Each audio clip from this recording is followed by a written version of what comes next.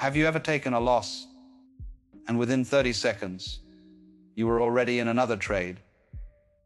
Not because you saw a setup, not because anything changed in the market, but because you needed to make it back right now. Welcome back. This is episode 3 of our trading psychology series.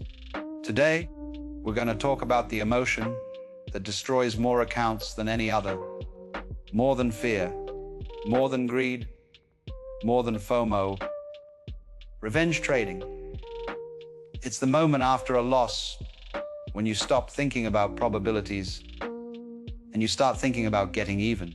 Not with another trader, not with the market, with yourself. Let's start with what revenge trading actually is. Revenge trading is what happens when you treat a loss as a personal insult. You don't see it as one trade in a series. You see it as the market beating you. And something in you refuses to walk away from a fight you just lost. So you take the next trade, then the next one, each one bigger than the last, until you've turned a 2% loss into a 30% drawdown, or worse, a blown account. This is the single most common way traders go from having a bad day to losing everything they built over months. Quick explanation. For anyone hearing this term for the first time, revenge trading doesn't have a fancy acronym. It's not a market mechanism. It's a behavior. The behavior of trying to make back losses immediately with trades you didn't plan, in conditions that don't favor you. It's the same instinct that makes you slam the gas pedal after someone cuts you off in traffic. Same instinct that makes you eat an entire pizza after a bad day at work. The instinct says, I have been hurt. I need to fix it. Right now. In trading, right now is exactly the wrong time. But your brain doesn't know that. Now let's talk about the chemistry of what's actually happening. Because this isn't just psychology, it's neuroscience. When you take a loss, 2 things happen in your brain. First, dopamine drops. Hard. Dopamine isn't the happy chemical most people think it is. Dopamine is the anticipation chemical. It rises when you expect a reward and crashes when the reward doesn't come. A losing trade is a dopamine crash. The trade you took with confidence, the trade you expected to win, it didn't happen. That crash feels physically uncomfortable, restless, empty, slightly anxious. Your brain is now seeking, desperately, to bring the dopamine back up. And the fastest way to bring dopamine back up is action. Any action. Click buy, click sell, open another position. The act itself releases a small dopamine spike, even before you know the outcome. This is why so many revenge trades happen within seconds or minutes of the loss. Your brain isn't asking for a good trade, it's asking for a hit. The second thing that happens is cortisol. Cortisol is your stress hormone. When you lose money, your body literally treats it as a survival threat. Heart rate up, breathing shallower, muscles tense, vision narrows. You're not in trading mode anymore. You're in fight or flight mode. Now think about what fight or flight does to decision making. It optimizes for speed. It optimizes for action. It optimizes for do something now or you die. That made sense when our ancestors were running from predators.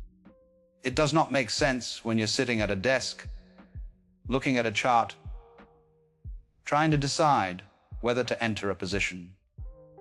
But your body doesn't know the difference.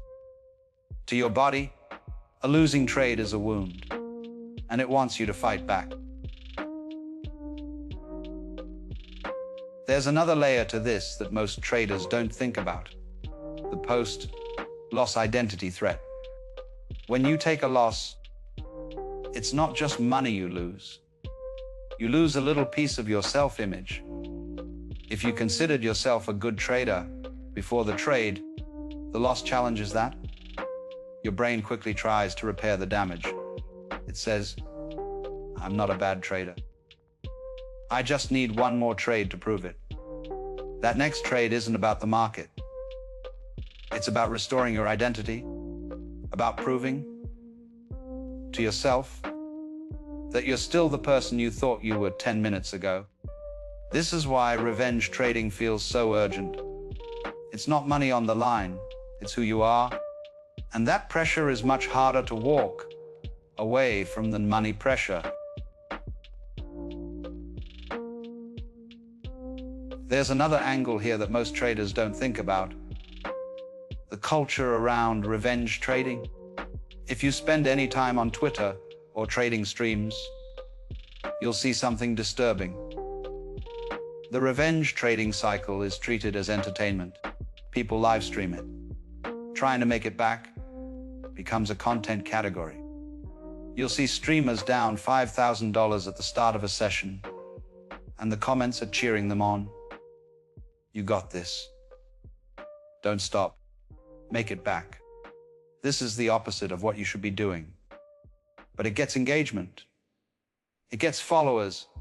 It gets emotional viewers rooting for an emotional trader to do an emotional thing. And here's the part that catches a lot of new traders. When you watch someone else revenge trade and survive, your brain registers the pattern as normal, like, okay, this is just what trading is. When you watch someone else revenge trade and blow up, your brain often blames the trader, not the behavior. He didn't have discipline. But you would have done the same thing. The entertainment-ification of revenge trading is one of the worst trends in crypto culture. It rewards the wrong behavior, it teaches the wrong lesson, and it normalizes the exact pattern that destroys retail traders. So when you're scrolling at night and you see someone fighting back against a bad day, ask yourself, is this education? Or is this just trauma turned into content? Most of the time, it's the second one. There's also a specific set of conditions that makes revenge trading much more likely. Knowing them in advance is half the defense. The first trigger, a stop hunt loss. You took a clean setup. The market spiked to your stop, then reversed and went exactly the direction you wanted. You got stopped at the worst possible point.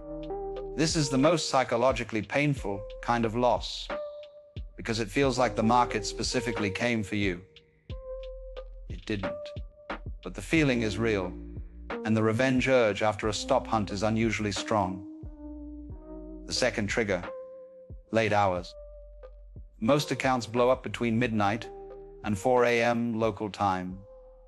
Not because the market is different, because the trader is tired. Decision quality drops sharply when cognitive fatigue sets in.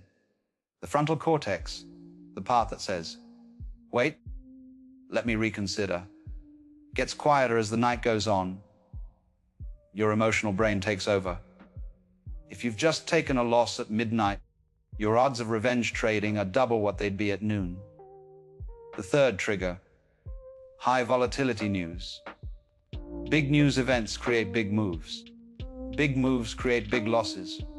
And big losses created during high volatility feel especially unfair. Because volatility makes outcomes feel random, but your brain still wants to assign blame. After a news event loss, your brain tells you the market was rigged. That's the moment revenge trading feels most justified. It's almost never the right time to trade again. If you can recognize these three triggers in real time, you can break the pattern before it starts. Stop hunt loss, late hours, high vol news. Any of those three should be treated as a signal to step away, not to push harder. Let's talk about how revenge trading actually shows up in real trading. There are usually 3 stages. Stage 1, the reaction trade. The original loss just hit. Within minutes, you're entering another position. Same direction as the loss, maybe, trying to catch the bounce. Or opposite direction, trying to play the move that just stopped you out. Either way, you didn't plan this trade. You didn't check your setup criteria. You just clicked. The reaction trade has about a 30% win rate at best. Stage 2, the size escalation. The reaction trade probably failed too. Now you're up 2 losses and angry. So you size up, because if this third trade wins, it wipes out the first 2. The math seems to work. What the math doesn't show is that bigger size in an emotional state makes everything worse. Your stop feels tighter, so you move it. The drawdown feels heavier, so you exit at the worst moment. The win, if it comes, feels too small to satisfy, so you don't take profit. Big size emotional state is a wrecking ball. Stage 3, the blow-up. You're now several trades deep, all losses, all bigger than the first one. You're not even thinking anymore. You're just clicking. Sometimes you don't even remember entering the trade. You look down, and you're in a position you don't recognize. This is the moment accounts die. Not because the market did something unusual. Because the trader did everything wrong, faster and faster, until there was nothing left. There's a specific combination that makes this exponentially worse. Revenge trading plus leverage. Most people think leverage is what blows up accounts. It's not. Leverage is just a multiplier. What blows up accounts is leverage applied during revenge trading. Picture this. Your first trade was Wenks. You took a 2% loss. Manageable. The reaction trade, you opened at Facts. Took another 2% loss on the asset. But now it's 10% of your account. The escalation trade, 10x or 20x. Same 2% move against you, now 20% or 40% gone. By the third trade, you've lost more than half your account. On the same size of asset move that originally cost you 2%. This is not a leverage problem. This is an emotional state being amplified by leverage. And here's the cruel part. The only reason you opened at 5x and 10x is because you were trying to make back the previous loss faster. The math behind revenge sizing is always the same. If I just win this one big, I'm even. But this one big is the trade your emotional brain wants, not the trade your strategy wants. Those are almost never the same trade. So how do you stop this from happening? I'll give you 3 practical rules. 1. The mandatory walk away. After any loss bigger than your daily risk limit, close the platform. Walk away from the screen. Not for 5 minutes, for at least 1 hour. The dopamine crash needs time to recover. The cortisol needs time to clear. You cannot make a good trading decision while your body is still in fight or flight mode. Some traders set this as a hard rule. 1 loss equals 1 hour break. No exceptions. 2. The daily loss limit. Decide before you start the day, what's the maximum you'll lose. If you hit that number, you're done for the day.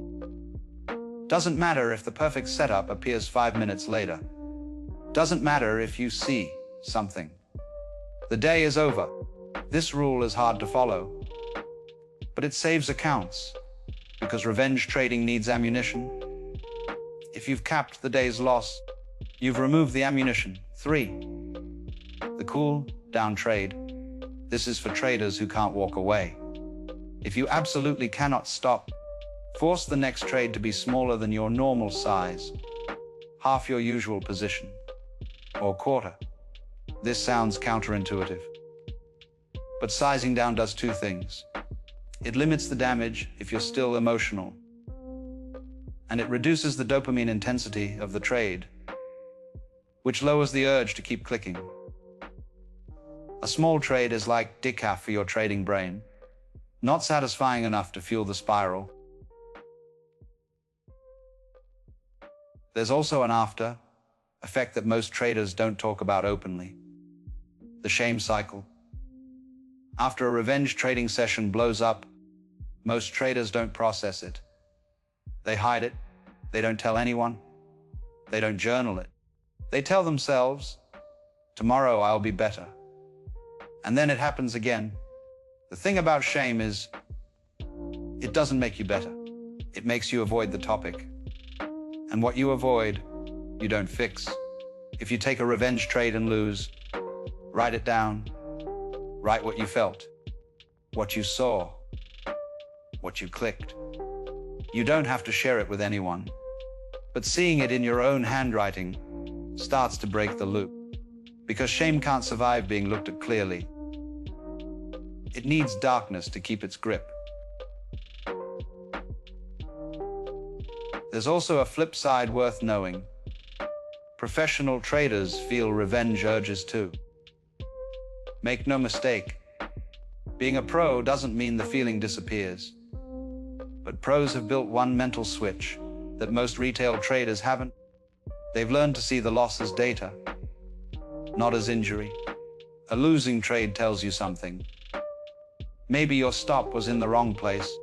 Maybe the market regime shifted. Maybe your timing was off. That information is useful, but you can only access it if you treat the loss as feedback, not as an attack. When you stop seeing the market as your opponent, revenge trading stops making sense. There's nothing to get back from. There's only the next setup. And the setup either fits your rules or it doesn't.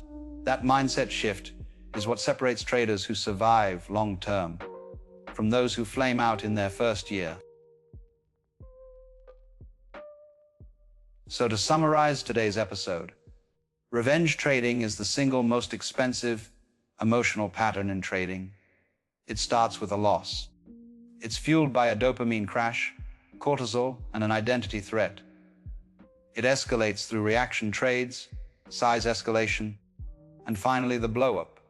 Leverage doesn't cause it, but leverage amplifies the damage. The three practical rules are the mandatory walk away, the daily loss limit, and the cool down trade. Underneath all of it is the choice to see losses as feedback instead of as wounds. When you make that switch, the urge to revenge trade quietly disappears. In the next episode, we're going to talk about something that sounds like the opposite of revenge trading, but destroys just as many accounts. It's called the hopium trap. The moment when you should cut a losing trade, and instead you hold on, hoping it comes back. We'll break down the psychology of why average down turns small losses into giant ones, and why the trade you should have exited 2 weeks ago is the trade quietly bleeding your account today. Appreciate you all for listening. If you enjoyed this episode, make sure to subscribe and share it with someone who keeps clicking buy after a bad trade. And I'll see you guys in episode 4. Start trading now on Mosey Finance. Trade perps everywhere with one dashboard. Link in bio.